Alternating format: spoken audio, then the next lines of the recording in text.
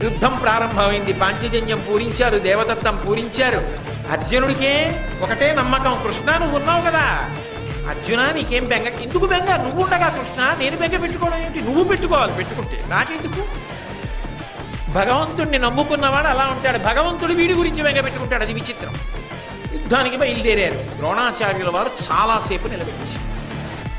నిజానికి ఆ రోజు యథార్థంగా చెప్పాలంటే, ఇప్పుడు నేను ఆ యుద్ధాన్నంతటినీ వర్ణించడం అవసరం కాదు కదా, అది నేను ఏ ద్రోణాచార్యుల వారి గురించి చెప్తున్నప్పుడో చెప్పవలసి ఉంటుంది.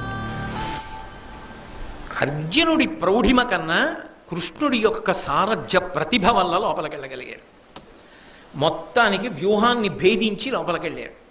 లోపలికి వెళ్ళినా ఆ రోజు జరిగినటువంటి యుద్ధం ఎంత దారుణమైన యుద్ధం అంటే, అర్జునుడి యొక్క రథానికి కట్టినటువంటి గుర్రములు సామాన్యమైనవి కావు, అగ్నిదత్తములు. అటువంటి గుర్రములు బడలిపోయాయి.